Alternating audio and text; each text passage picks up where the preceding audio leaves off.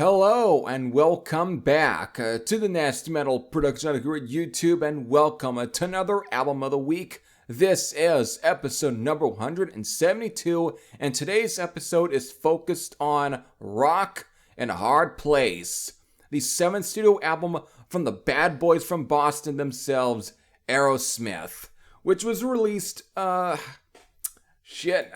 was actually originally released on... Now, this is kind of weird because it was released through, of course, Columbia in at least 1982, but August of 1982. When you look at just when it's the, because it's this is going to be, again, I've seemed to also catch Wikipedia do this, where if you just look up what will be the discographies page, we'll actually list off the albums also in their little boxes for the said album. It would at least, it will give out, the release date. It says August 27th, but when you click on the actual page here, instead it says August 1st. So who knows which one's really correct? It could be all a fuck up, but I'm kind of at the conclusion that, again, it could, that somebody just doesn't know. So it could be a fuck up. So I might believe it's a fuck up. Either way, it was released in August of 1982 through, of course, Columbia, and therefore, since we are pretty much near the end of August, it's already reached its 40th anniversary. So, 40 years to Rock and Hard Place, and I'll get to why I haven't said this is, focused on, the classic 7th record, or something like that. I haven't really said the word classic yet, because even though I'm going to get into my opinions about the record, but there's definitely a very divided opinion about this album. And I'll get into a lot of the sort of history that pretty much surrounds Rock and Hard Place, and where we go from where, things were leading into this album, what end up being, after this album. So, without further ado, let's get into it. So, the reason I haven't really said a lot, I'm not going to go into every single detail about what was going through the band, I'm not going to go through every single detail about what was the situation, where the band's heads were, when recording everything from Draw the Line to like Rock and Hard Place, everything from possibly maybe in like 76 to 81, or 82, where were the band's heads from the period, in between, let's say, like Rocks and Rock and Hard Place, or even, let's say, just in general, even go up further after this album, with, for example, to Done with Mirrors and Permanent Vacation. Where's what, I'm not going to go into all that, because at this point I think everybody is probably pretty smart to the turmoil that was going on within Aerosmith from at least Draw the Line and, of course, Rock and Hard Place here. So everyone at least has already gotten a lot of good ideas on what was going on. A lot of drug abuse was going on, a lot of arguments, and plenty of differences that really just led to why albums like Draw the Line and Night in the Ruts turned out the way that they did and everything. For a while there, I really need to bring up this too, because he does come back to produce this album right here, Rock and a Hard Place, but Jack Douglas. He had actually didn't produce Night in the Ruts. In a way, he kind of, I don't know what was might have been the issue, but I think a lot of the drug abuse and the personal issues between the band members really kind of been one of the things that really kind of took a toll on him wanting to continuing producing Aerosmith, because so Draw the Line was kind of the last record that he had produced, prior to Rock and Hard Place, and Night in the Ruts was basically the first album with Gary Lyons, basically producing the album. And who knows how many times, who knows if he really was producing because of the issues within the band. But he gets credit for producing the album. And it does sound at least like a Gary Lyons produced album if you've never listened to any of the ones he did for UFO in the early 80s. And of course, the very shitty Rock the Nations album by Saxon. So it does sound like a Gary Lyons produced album due to its production, ideas and stuff. It sounds like that. It's not Jack Douglas. So it's but the issues was starting to really kind of become apparent in 1979 with, of course, Night in the Ruts. And it actually all happened pretty much during the recording and before the release of Night in the Ruts again. Because I'm gonna at least bring this up because it's worthy of being brought up. But obviously, right before Rock and Hard Place was ever gonna get recorded, and pretty much around the release of Night in the Ruts, Joe Perry pretty much left the band and was replaced by Jimmy Crespo. Well, the situation, of course, that led to Joe Perry leaving Aerosmith took place on the day that Aerosmith were billed or booked to play the World Series of Rock in Cleveland, Ohio, at the Cleveland Stadium in Cleveland, Ohio, on July 28th, 1979, which Aerosmith, again, they were headlining it, and they were also billed along with other bands like Ted Nugent, Journey, Thin Lizzy, and of course, probably the two of the most interesting ones on this build here, AC/DC and Scorpions. Scorpions didn't become really huge yet, but they were getting to, of course, with Love Drive. And AC/DC already were immediately coming off the sort of heels of Highway to Hell, because it was released just already early, a bit around that time frame, in July 28th, just I think days or so after Highway to Hell. And these are the two of probably the sleeper bands. And Thin Lizzy was already getting momentum anyways with like Jailbreak and like Bad Reputation and Johnny the Fox and Fighting.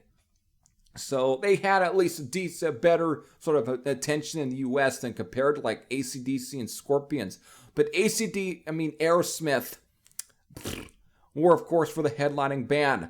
But this is a very notorious day especially night, for the World Series of Rock, show, which was very much a thing from at least June 23rd of 1974 to basically, July 19th, 1980. It was at least a yearly thing with getting bands and so on to play the play there. It was a yearly thing. But July 28th was quite the day for World Series of Rock. And to bring this up here, this is not really probably the main thing, that led to Joe Perry leaving Aerosmith, but it is a notorious day. But I'll get too soon, to the incident that took place that led to Joe Perry leaving pretty much Aerosmith right around this show or after this show, what led to him leaving. But prior to the World Series of Rock concert, going on, apparently during the day, violence outside the stadium, again, was taking place. There were 5 shootings, including one family, dozens of robberies, and numerous incidents of violence around the stadium in the early morning hours before the concert, where thousands of fans wailed overnight. So, and of course, I should even bring up this little information that the next concert, which would be, the following month, would be, featuring bands like Foreigner, Kansas, The Cars, The Tubes, David Johansen, and Breathless, was originally slated for Sunday, August 19th, 1979. However, at the request of city officials, the concert was rescheduled to Saturday night at 8 p.m., for security reasons, but after receiving many complaints from parents about the late ending night or time, Belkin canceled the concert. And afterwards, Art Model, the head of Stadium Corp, stated there would be no more World Series of Rock concerts held at the stadium. Therefore, July 19th, 1980 was the final day, basically. And of course, I know it's a little other history about the World Series of Rock, and of course the Cleveland Stadium in Cleveland, Ohio, all getting demolished in 1996. But there were definitely more. It was just a very notorious day, and again, I mean, just on top of the bullshit that was going on, with the violence and the robberies and all those bizarre incidents that was happening, very tragic too, with a death of a family that just took place. Besides all of that, there were also some turmoil already going on within the realms of Aerosmith on this day.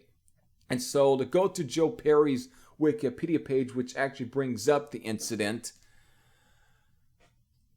how apparently, and this is, I think this is definitely all completely true. I don't know why I fucking threw that up. Again, just take it as just me throwing shit out there, shit at the wind. Besides all the stuff, the violence and stuff, apparently what led to Joe Perry leaving the band was that an argument resulted in Perry's wife throwing a glass of milk at Tom Hamilton's wife. Perry and Tyler had a heated argument, which led to Perry leaving Aerosmith partway through the recording of the album Night at the Ruts. I think he did go play on stage from the stories I've heard, but it was not a very, happy Joe Perry.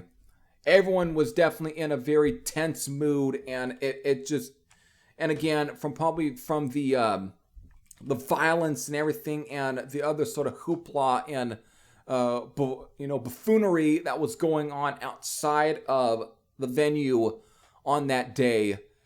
And I've got a sense, of course, for like AC/DC and Scorpions, who are this is probably the first real big stadium that they're actually were able to play during their beginning success.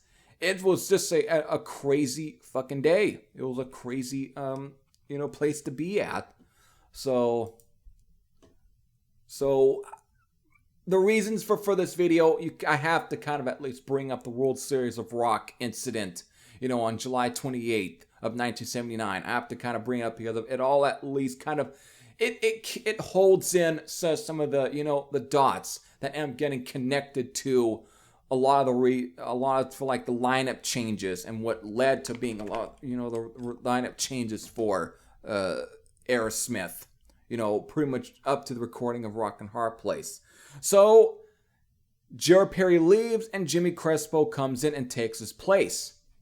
However, in 1981, which again, where the initial recordings for this took place, which again, taking place at the Power Station in New York City, and of course, in Criteria, Miami, Florida. Or is it Criteria? I guess both. I guess the Criteria in Miami, Florida, I think is the other studio. So this was probably recorded at two separate studios from both in New York City and, of course, in Miami, Florida. And again, bringing back producer Jack Douglas, coming back in the fold to produce the album. And again, with Jimmy Crespo in the band, and pretty much the lineup that initially what was the lineup going into Rock and Hard Place. See, I say was initially. That means we're getting ready. We are getting ready to go into another little lineup change here. It would be in Steven Tyler, Jimmy Crespo, Tom Hamilton, Joey Kramer, and Brad Whitford. That would have been the lineup for the album here initially. And the recordings originally, one of the first things that they recorded was a song Lightning Strikes, which eventually got turned into a single. However, after the recording of Lightning Strikes, Brad Whitford left the band. And so, this is probably I think way more earlier than Joe Perry, because Joe Perry at least recorded pretty much most of the guitar stuff, his parts for, not in the words, by not all of it, but he at least recorded plenty for the album. So Brad Whitford basically recorded one thing for the album.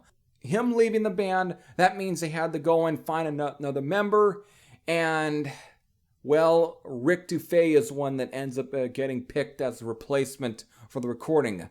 However, even though crazy thing is, they picked him, but he's at least credited as a band member, but the thing is he didn't really play most of the parts. So I'm taking it that Jimmy Crespo obviously here took, obviously according to here, pretty much the Wikipedia page, he at least recorded the majority of the rhythm guitar parts on the album.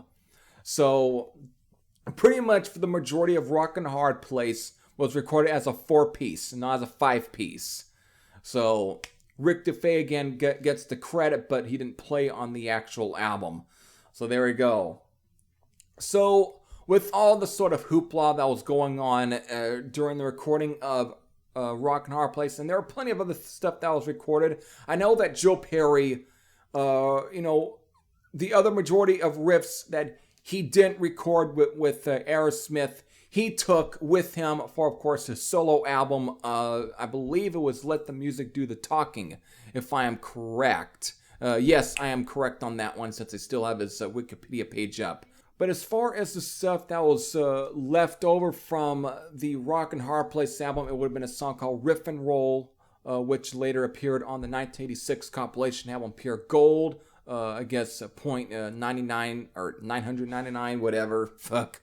Again, along with other demos and alternate takes from the album. Later, it was also released on their 1991 compilation album Pandora's Box. So there was definitely some unreleased stuff, but probably not a whole lot. Just a couple or few there that were were mostly instrumentals.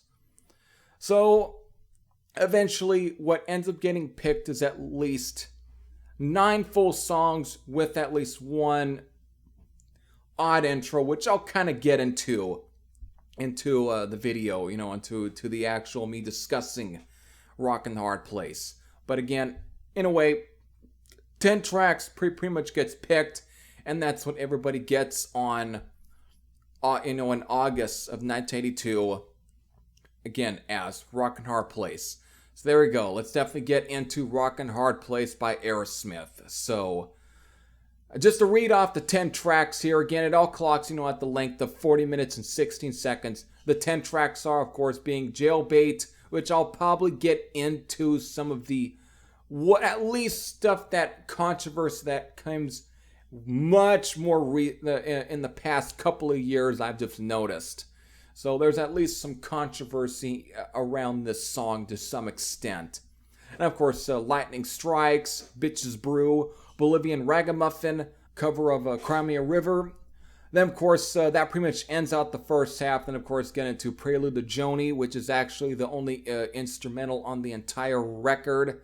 That's, of course, clocking in 1 minute and 21 seconds. Then again, get into basically what ends up transitioning into the next song, that being Joni's Butterfly.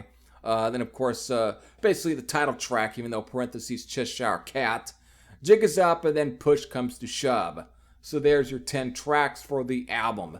Now, when it comes to the fan reactions, and of course a lot of some of the, at least what everybody's opinions, whether it be the critics or just the overall fan reaction, like I'm stating, it's at least at times pretty divided, because depending on who you ask, they're either, because of it's Aerosmith, they'll say they really love the record and they think it's an underrated album, but you also have a lot of the side that also say it's one of the worst records, from the band. It's one of the worst. And people definitely will say that, since like Draw the Line, they say, well, because of nothing could ever really recapture the feel or the creativity or the inspiration. Nothing will ever capture the success of Rocks from 1976. However, they'll then go on and say that Permanent Vacation and Pump and even like, for an example, too, Get a Grip are like great freaking records, and I think, and rival, rocks. Half of it, I think that's bullshit, and I think that's just people just because, oh, they got popular again, therefore they're better. Fuck you. So, you've got at least, it's half. Half people like the record, half people just shit on the record. I'm actually one of those that actually really thinks it's a pretty underrated record, and I actually at times think this is probably the best, at least for me, probably one of the better albums past Rocks, to a point where I think it's probably just as, maybe it pushes it to being probably just as good as Rocks, though I don't know if I would completely, fulfilly come to that. I guess I wouldn't be too devoted to that opinion, but I do think it's actually I would say probably one of the best ones of the post Rocks albums, because Draw the Line is a fine record, but you can tell that a lot of the drug abuse and the arguments and everything was starting to kind of overcome a lot of the songwriting on the album. That's why it sounds a little bit inconsistent in parts. While there might be a part of it that kind of, just isn't interesting and makes it interesting and doesn't make it sound like, like a complete copycat of Rocks. But for me, for recently now, since I've had it for at least a month or so, Draw the Line, I can kind of say that I don't think it's nearly as good as Rocks, but I wouldn't say it's the worst album that they've ever put out, but I don't think it's also as good as Night in the Ruts. I actually kind of think Night in the Ruts was a bit of a better and more consistent album from beginning to end. However, I actually got Rockin' a Hard Place before I ever got a copy of like Night in the Ruts and, of course, Draw the Line, of course. So I spent just more years listening to Rockin' a Hard Place, and I've just come to the conclusion that I think there's at least a bit more of a consistency,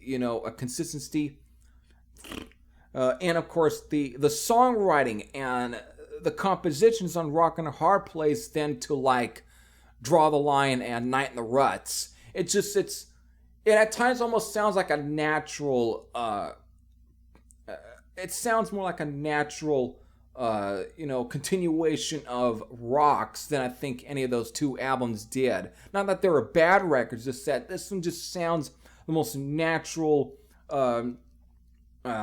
continuation of where they're kind of going from Rocks to and it just sounds like that than any of the previous two. So I actually think this is definitely a good record, and probably also at times bordering on being one of the heavier stuff that they put out. That's why I love Rocks so much, because of at times it's some of the heaviest material that I think Aerosmith had ever recorded. There was some metallic leanings, very proto-metal aspects to that album, and this one, since this is pretty much smack dab in the middle of the sort of burgeoning new wave of British heavy metal movement, a lot of the sort of early heavy metal classic sort of US metal bands in the 1980s here, it kind of fits right in there a bit, especially when you got songs like, for example, I'm just talking about at least the musically, the stuff of like Jailbait and even to some extent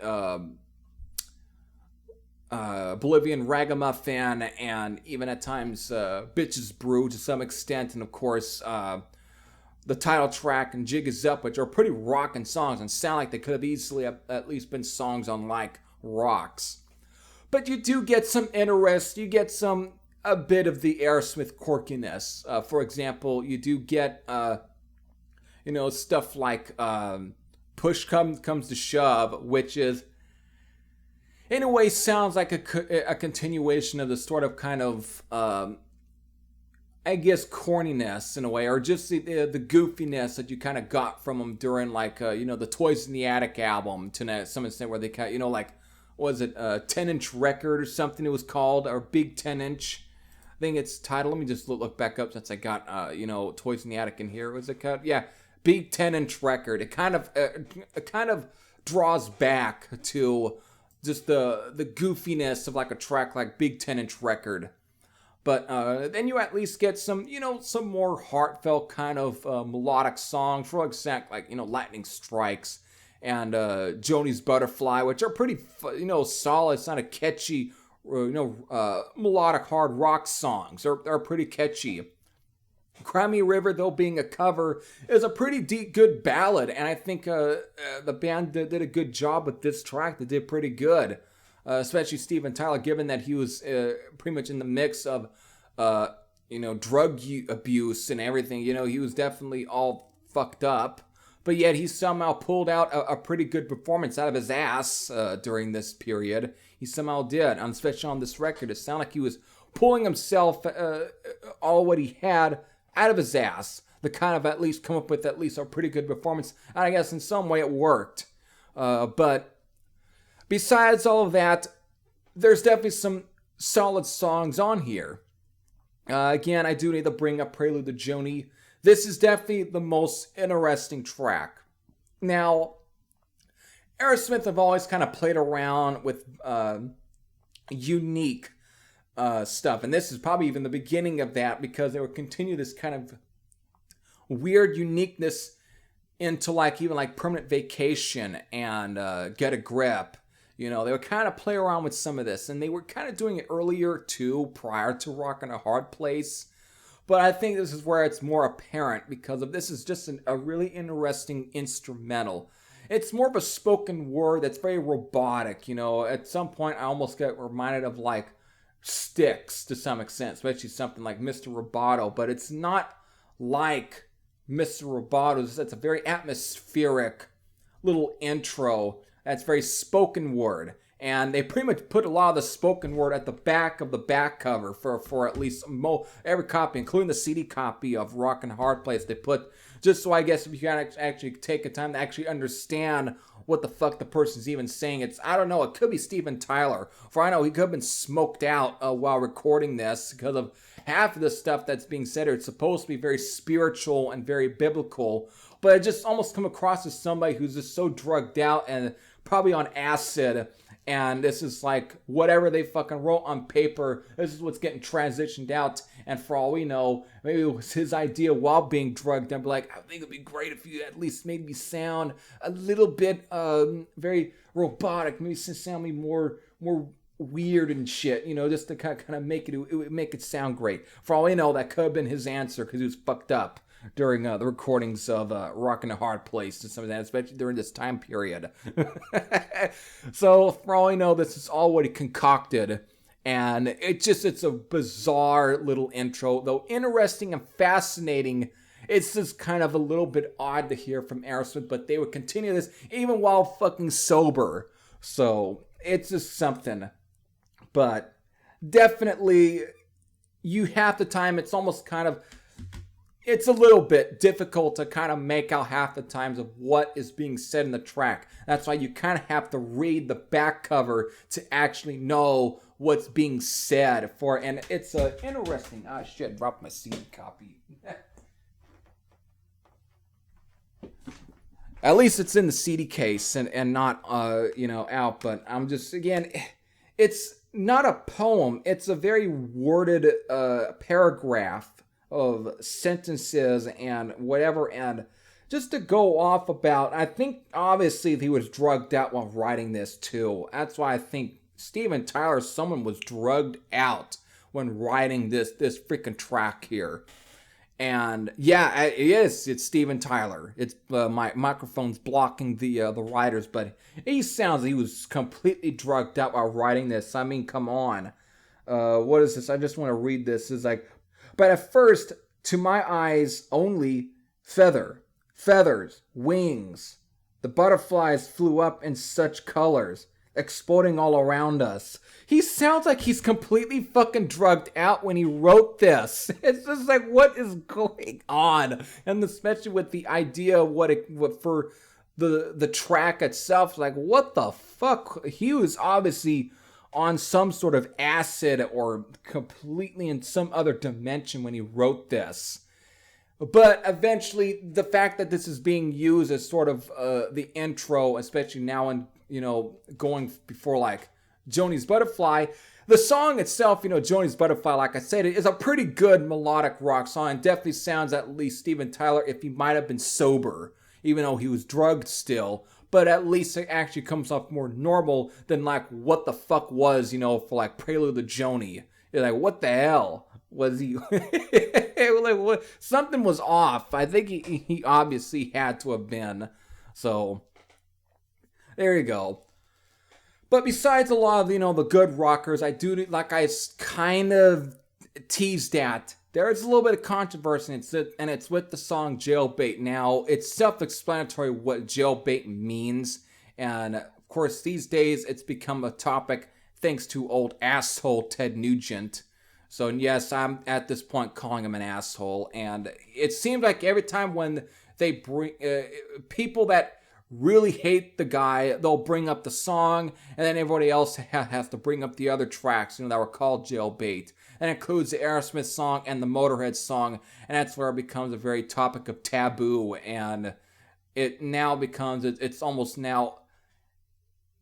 now becoming a point where we're now it's gonna be very easy, or the cool thing to shit on these songs because of the topics of them. And yes, there is a little bit of a cringe factor to some of the lyrics in the songs that are pretty much titled Jailbait, but the thing is, this one is more kind of standard and kind of, it's all self-explanatory. I mean, I would say that between the three songs, I would definitely put Motorhead's version of, their song called Jailbait above Aerosmith's. But Aerosmith's is fine. I think it's just that I'm not a huge fan of the one for Ted Nugent, and his is more, I think, it's all that his is just shock value, but there might be a little bit of something in there. But I'm not going to go into it because I don't want to. For all I know, there's still plenty of people that are subscribed to me that are still big fans of him. I don't want to go any further with my opinion, so I'm just going to kind of stop it there. But I do have to I just wanted to bring up a little bit of the fact that there's now a little bit of controversy. It's now becoming a little bit cool to now shit on songs that are called Jailbait, and people now, in a way, it's coming to a point where now they'll write off Rock and Our Place again, and they'll say, well, that's one of the main reasons. They also have that, what's the term now they're now using these days that I've noticed is like problematic, because it's got that problematic song Jailbait on that album. Therefore, we have to write the album up. It sucks. There we go. Another reason I think that it just gives people almost a certain little thing in them to where it's a little bit of trigger to kind of say, just so they can write something off. They just have to come up with another reason for why. And yes, I can take a little bit of understanding to why, but at the same time, I've always been one of those where lyrics are lyrics. They don't really completely mean shit half the time. It just, for all I know, because instead the band members were kind of drugged out, who knows whether or not they were completely thinking straight when they were coming up with the title for some of this. And who knows if they actually lived by it. I know there's some stuff towards Steven Tyler that's a little bit kind of sketchy, but I'm not going to go into all of that because I don't think it's worthy of right now. But I'm not trying to give anybody an excuse. It's just that right now I just want to keep things on the lighter tone than on just like the darker tone, because that's what I want to do. So there we go. Again, Rock and Hard Place, though, I think is a pretty solid record from the beginning, and I think it's actually a better album than Night in the Ruts and Draw the Line. I think it's a much better record. Is it easily as good as Rocks? I'm not sure. I don't think so, but I think it's a pretty good album nonetheless. I think one of the better ones post Rocks. And I actually think it's a much more interesting record than some of the ones after this. Maybe except for like Done with Meredith. I think that's actually a pretty good album. Now, that leads us to here. So, after the release, of course, of Rock and Hard Place, because there was still a lot of issues when the band members, eventually Jimmy Crespo and Rick Dufay would be out of the band. Now, I've heard that there definitely were some issues, even that were spreading into their concerts. A lot of the attitudes, especially Steven Tyler, there were plenty. I know during this period, especially after the Sam, they would tour with Pat Travers there. But there were a couple of concerts there. I think one of them is almost kind of notorious, where Steven Tyler started barking at the audience, apparently for like complaining at them and bitching at them for like, how come you guys, turned on us? He was complaining to them. He was almost, it was a pretty dark moment, you can say, in Steven Tyler's career, where to the point where he's bitching at his audience for like, how dare you guys turn your back on us? How dare you try and treat us like this? And for all the stuff we've given back to you, you treat us like dog shit to an extent. He was barking at the audience. And so that was probably one of the last moments before they decided they needed to clean up their act. Eventually, Joe Perry, Brad Whitford would rejoin Aerosmith. And that would then eventually lead on to the redemption story for Aerosmith, the comeback story. And that led into Done With Mirrors, which would be the first and only album that be produced by Ted Templeman. Again, best known for like Montrose and Van Halen. So he produced that one. That's the only one. And while that was their first comeback record, it wasn't their best-selling record, but it was a therapeutic record. And again, it's a solid record. It's very much in the same vein as any of the early ones. It's definitely a hard rocker, but it's definitely still kind of, it's edging out the quirks. They're trying to make amends. It sounds like a band that's at least getting back to being sober and getting back to what they once were. So it's like baby steps. Done With Mirrors is the Baby Steps album. And then, of course, eventually afterwards, that little period, it was in 86 where Run DMC did their cover of Walk This Way, or was it they did it with them, Aerosmith, and of course Run DMC did. That hip-hop cover duet thing actually ended up becoming Aerosmith's Saving Grace, and the rest is history. And that's when we go into Permanent Vacation, and with Bruce Fairbairn, and there were a slew of records with him, and again Pump and Get a Grip. Again, rest is history. While yes, to this day there's still here and there a little bit of small issues here and there within the band, but eventually stuff does get worked out. Whereas during this period, because everybody was so either alcohol or drugged out, whatever, it took much more time for them to really kind of work things out and, make amends. So that's what was ended up being the mind frame for Aerosmith during this early period. But in a way, you kind of have to consider Rock and a Hard Place as like the middle album to what would be, the album that kind of, it's the missing link. In a way, you kind of have to consider Rock and Hard Place as like the missing link between the turmoil that was going on from Draw the Line to like Night in the Ruts, the redemption story from for Aerosmith from like Done With Mirrors to Permanent Vacation. So in a way, I look at Rock and a Hard Place as the missing link. It is the missing piece that kind of pieces everything together. It's the middle piece, and so without this one, in a way, you kind of take away pieces. So it's the thing that kind of, it's the album that leads from one thing and leads into the other, point A to point B. So that's where I look also at Rock and Hard Place. I think it is a very good record. I do enjoy it a lot, even besides lyrics aside, whatever. I think it's an enjoyable record from beginning to end, and it's some of the solid stuff they put out since Rocks, and it's definitely, I think, an overall better record than Done With Mirrors, and I think I actually prefer it more to like Permanent Vacation, Pump, and Get a Grip to an extent, even though I know Permanent Vacation and Get a Grip were the first two Aerosmith albums I ever heard as a kid. But these days, my personal tastes prefer everything from the first album to at least Rock and Hard Place, or at least up to Done with Mirrors. That's where my personal taste is, my preference. I just prefer that whole period of them. I'm just not these days I'm just not a huge fan of the beginning comeback, that whole big boom they had again, at Permanent Vacation. I'm just not a big fan of the much later, where, the big success story of Aerosmith. I'm not a huge fan of that later success period. So that's where I'm at. So that's it, folks. There's my overall thoughts on Rock and Hard Place. Again, I think it's a solid, fun record from beginning to end. I enjoy it. However, that may not all be the same for you. It may be or maybe not. So if you have any comments about Rock and Hard Place, you can leave them in the comment section below, again, whether it be positive or negative.